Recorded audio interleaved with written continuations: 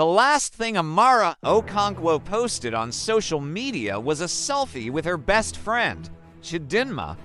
Both women were smiling, their arms wrapped around each other, with the caption, "Sisters Forever," and a red heart emoji.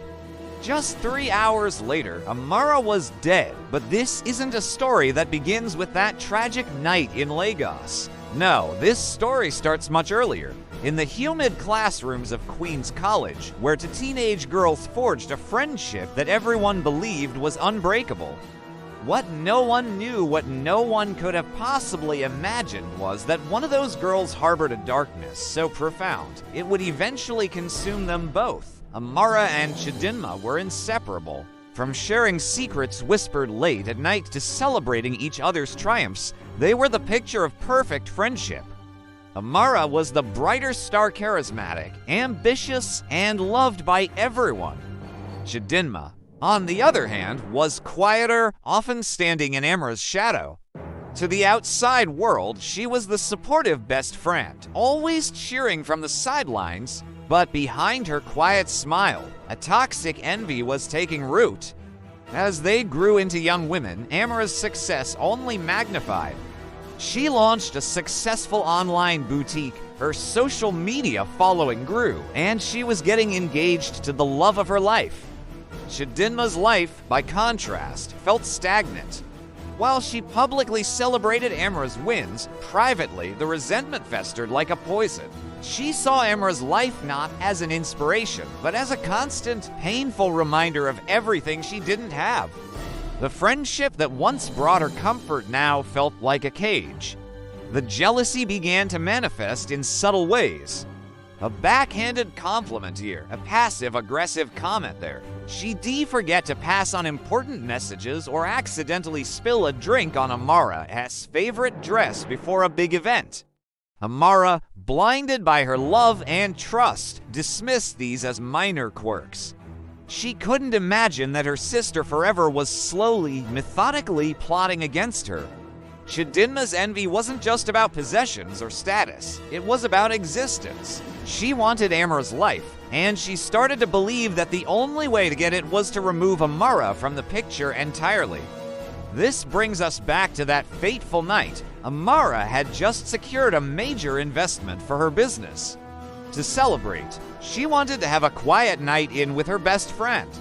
Chidinma arrived, gift in hand, that familiar, supportive smile plastered on her face. They took that final selfie, a snapshot of a friendship that, to Amara, was still real and true.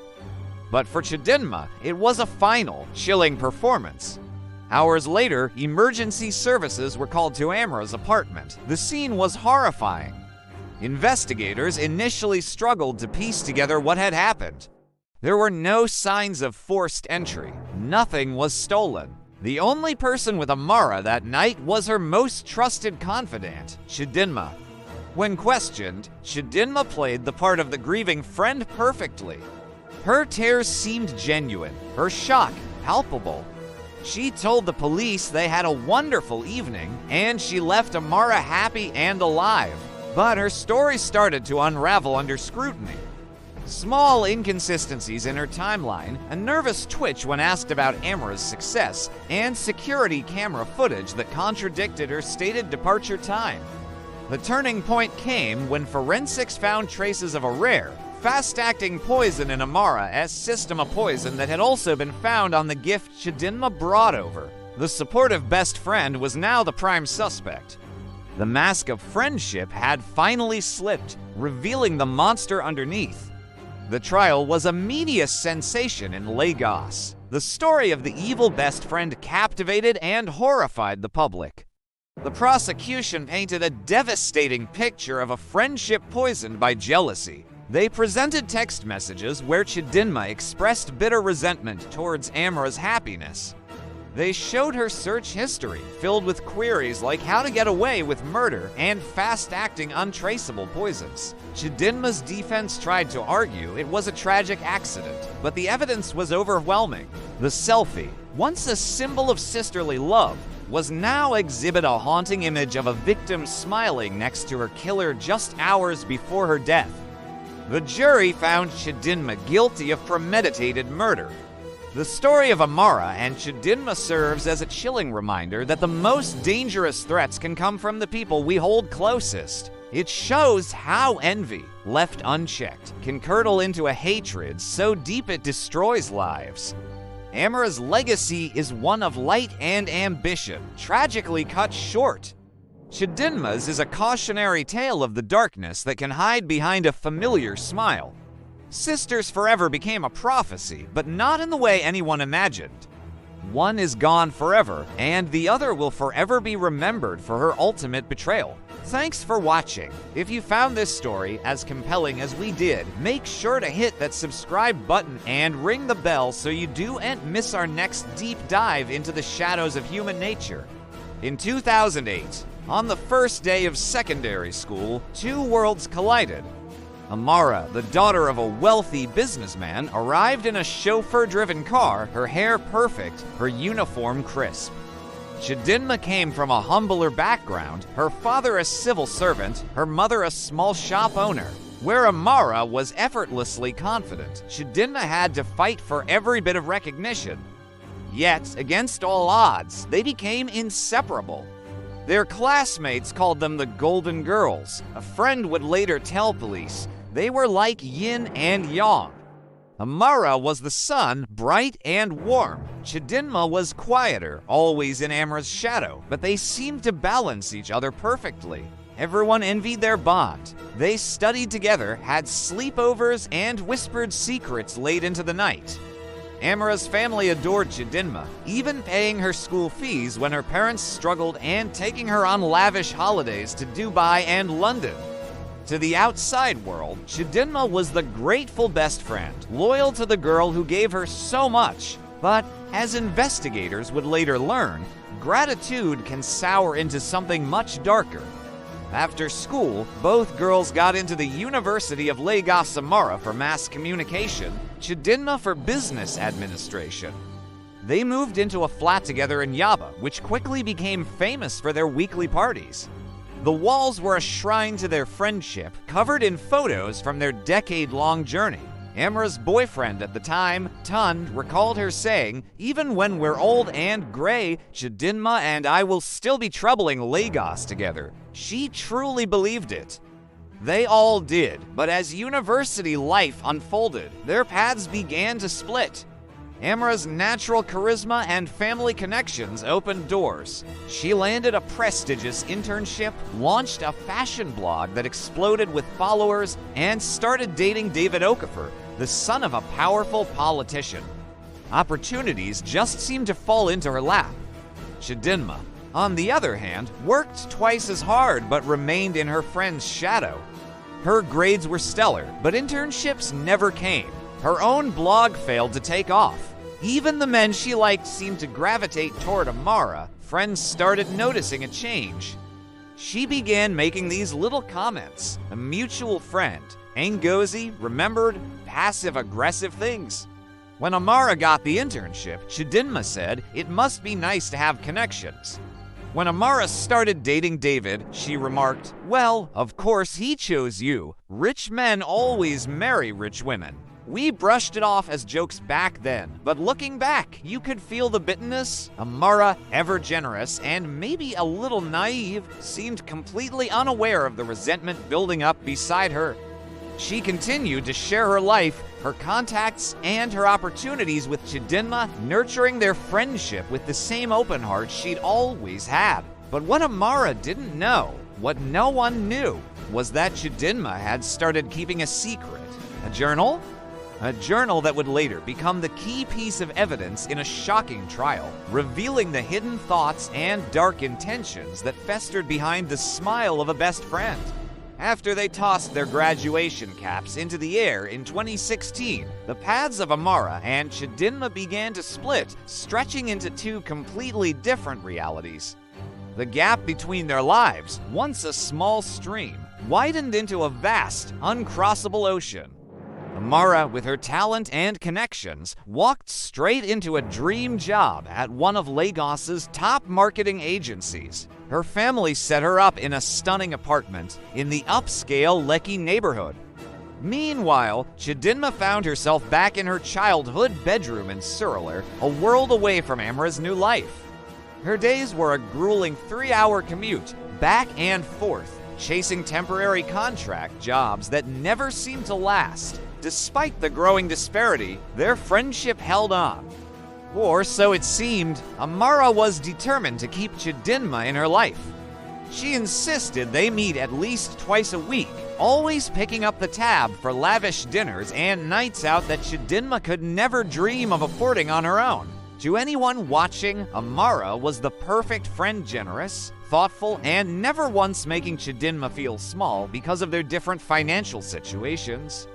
She was the picture of support, but a private journal, later discovered in a dusty corner of Chidinma's room, painted a much darker, more twisted picture of their friendship. It was a secret ledger of resentment, a meticulous record of every smile that hid a grimace. One entry, dated March 15, 2017, reads, "Another dinner at Jade Gardens. Amara paid, as always. She doesn't even look at the bill anymore, just hands over her card like it's nothing. I had to calculate whether I could afford to split a bottle of water. She talked about David's proposal for 40 minutes straight. I smiled until my face hurt. I hate her ring. I hate her life. I hate that I love her." The words bleed with a toxic mix of adoration and pure envy. A few months later, in June, Chidinma described her first visit to Amara's new apartment. "Went to Amara's new place today, 3 bedrooms overlooking the ocean. My entire family lives in a 2-bedroom flat."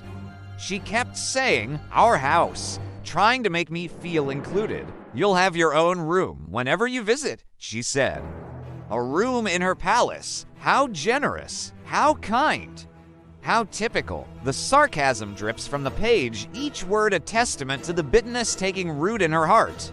The journal entries became a timeline of perceived betrayals. A memory from September 22, 2017, at a mutual friend's wedding, stands out. "Saw Daniel tonight. He looked at Amara the entire night, even though we dated for 6 months. I introduced them. She doesn't even remember that. Or maybe she does and just doesn't care. She collects people like I collect bus tickets thoughtlessly because they're always available to her." The obsession intensified. Chidinma's journal wasn't just for thoughts anymore. It became an archive of Amara's success. She documented everything. She tracked Amara's Instagram followers, counting them rise day by day. She counted the likes on every single photo, noting each admiring comment from men who flocked to Amara's page. She saved screenshots of Amara's posts, sometimes printing them out. The things she did to those printed photos, the angry scribbles and defacements, would later make seasoned investigators feel a chill run down their spine. Yet, in the real world, Chidinma played her part flawlessly.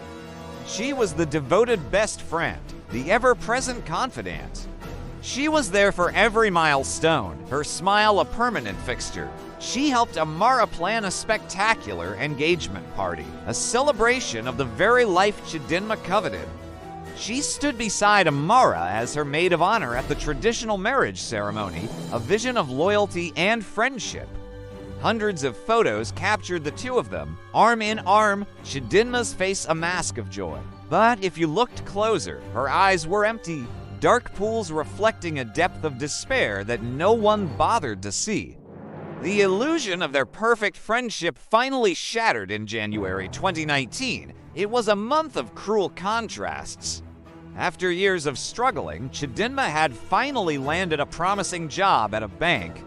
It felt like her life was finally turning a corner.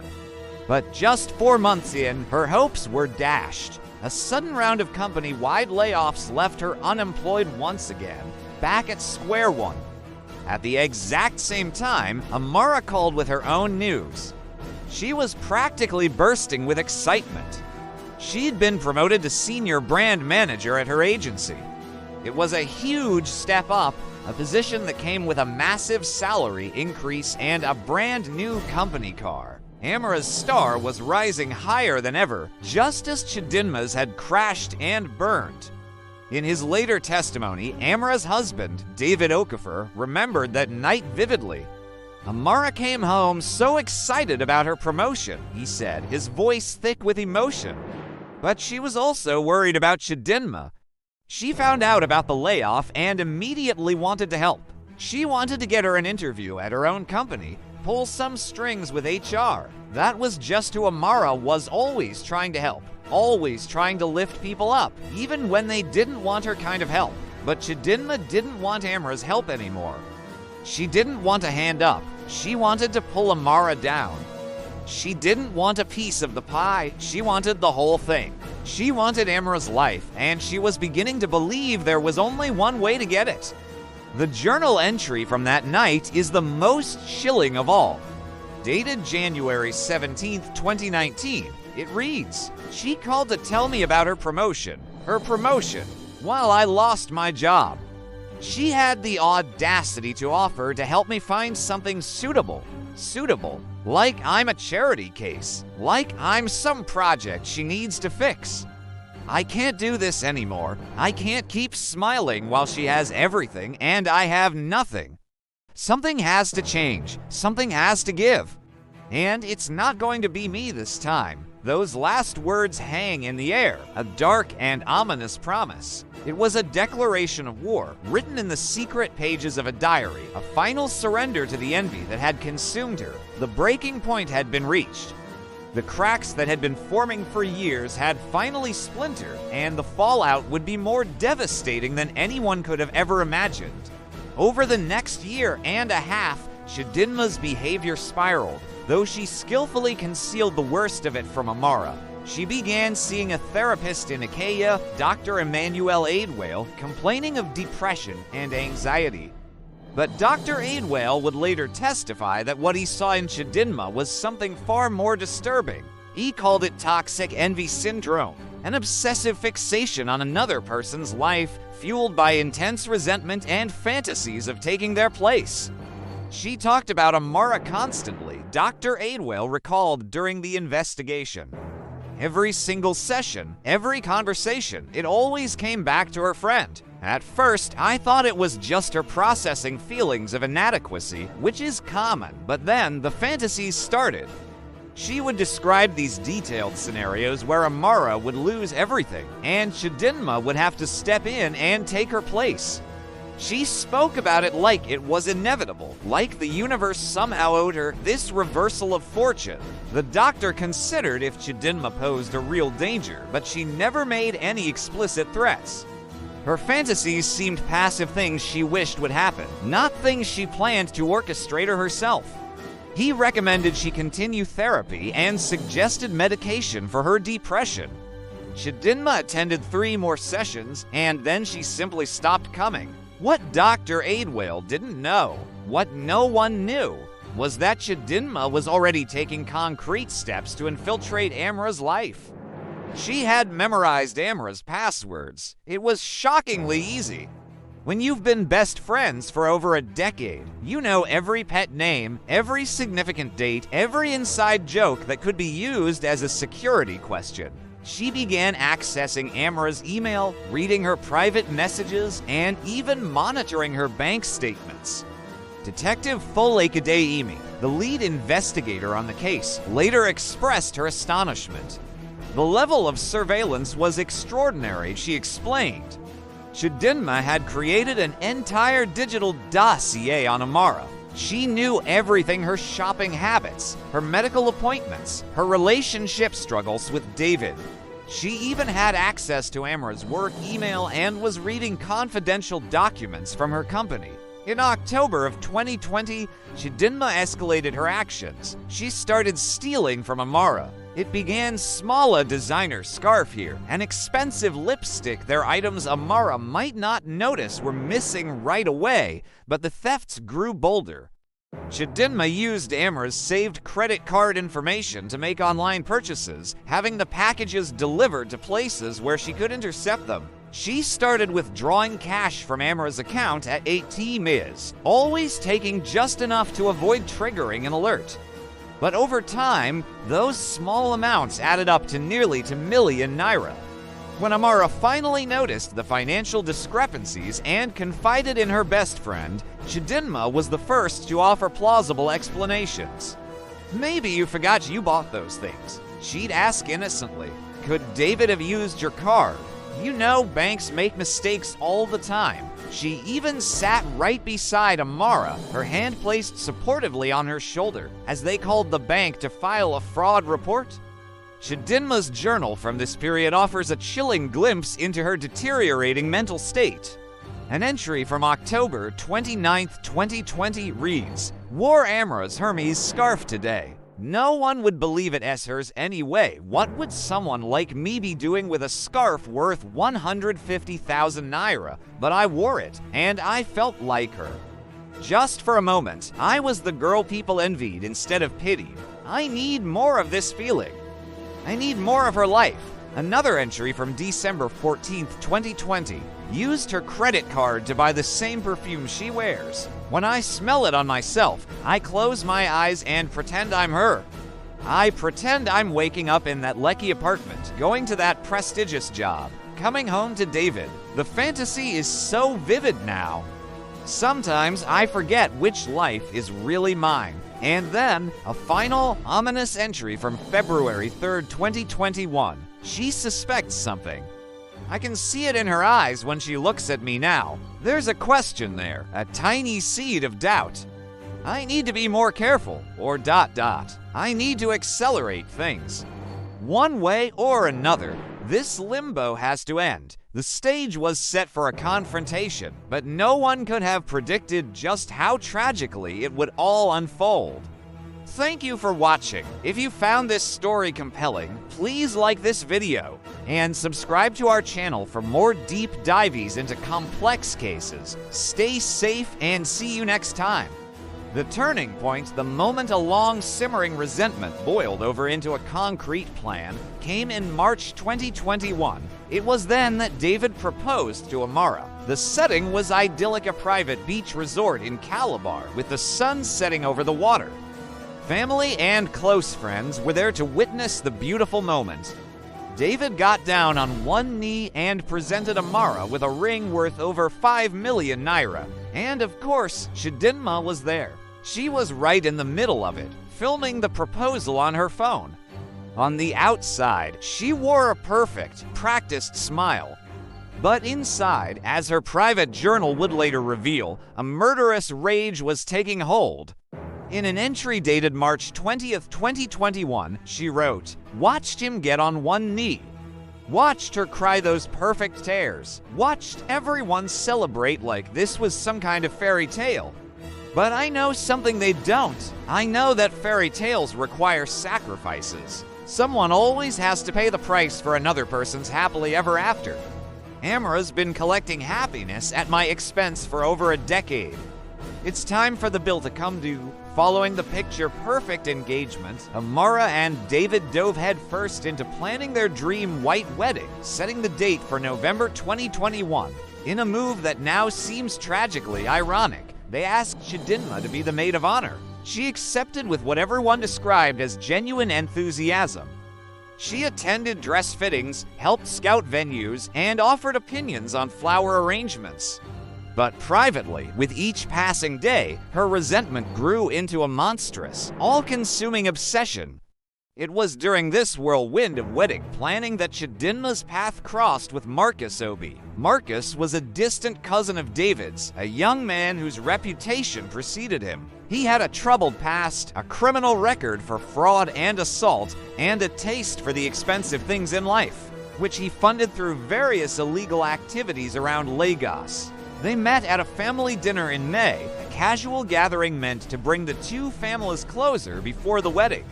But for Chidinma, it was a pivotal moment. She looked at Marcus and didn't see a problematic relative, she saw a tool. She recognized a shared lack of scruples, a moral flexibility that she could exploit for her own dark purposes. She began what she would later describe to prosecutors as a strategic friendship. Their meetings were always shrouded in secrecy.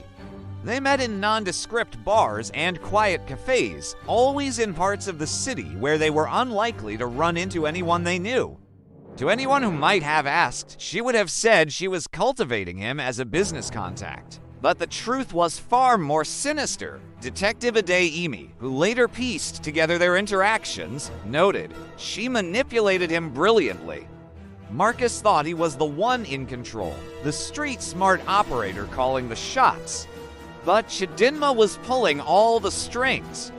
She fed his ego, complimented his supposed cleverness, and made him feel like a powerful, important figure. And while she was building him up, she was slowly, carefully planting the seeds of an idea in his head, an idea for a job that could make them both very, very rich. The plan that Chidinma developed was intricate and, in its cold-blooded logic, disturbingly clever.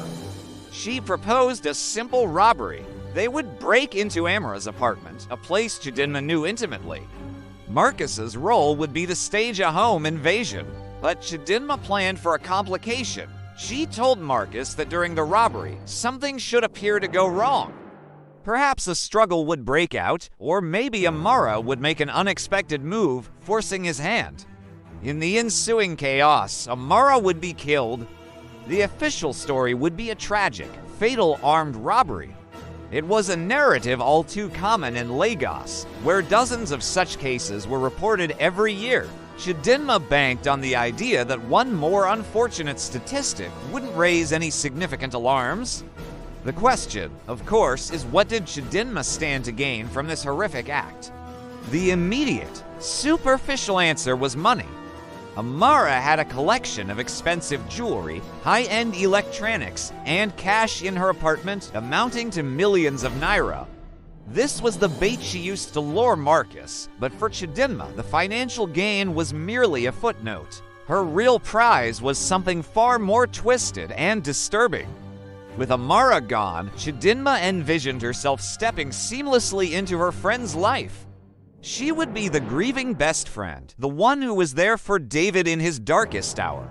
She would become his primary source of comfort, the shoulder he would inevitably lean on. In her mind, she would transform from the supportive friend into the central figure. People would rally around her, offering sympathy and support for her tragic loss. She believed that Amara's death would be her liberation, the final, definitive act that would allow her to step out of her best friend's shadow forever. Her journal entries from this period paint a chilling picture of her state of mind, revealing a level of delusion and grandiosity that is difficult to comprehend.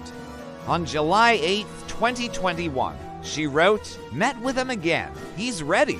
He doesn't know what he's really ready for, but he will soon. After it happens, I'll be there for David. I'll be the strong one, the shoulder he cries on. We already have a bond. I've been his fiancé's best friend for years."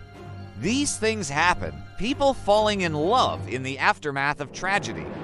No one will think it's strange if, eventually, we grow close. They'll think it's beautiful, even. The best friend and the widower finding solace in each other. Her fantasies grew more vivid and more brazen. An entry from August 15th, 2021 is particularly unsettling. Tried on Amara's wedding dress today when she wasn't home.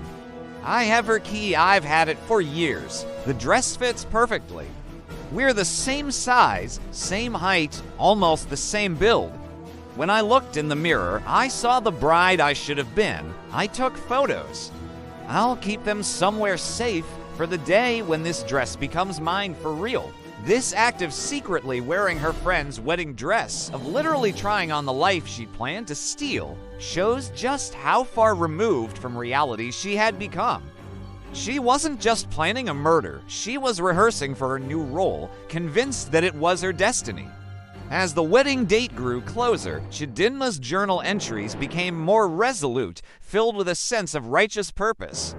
She had reframed her monstrous plan as an act of cosmic justice. On September 23, 2021, just weeks before the planned wedding, she wrote her final entry before the act. Everything is in place. M thinks we're robbing her. He thinks it's about money. He has no idea this is about so much more. This is about justice. This is about balance. This is about taking what should have been mine from the beginning. In her own mind, she was no longer a jealous friend planning a heinous crime. She was an agent of fate, come to collect a long overdue debt. The stage was set, the players were in position, and Chidinma was ready to bring the curtain down on her best friend's life.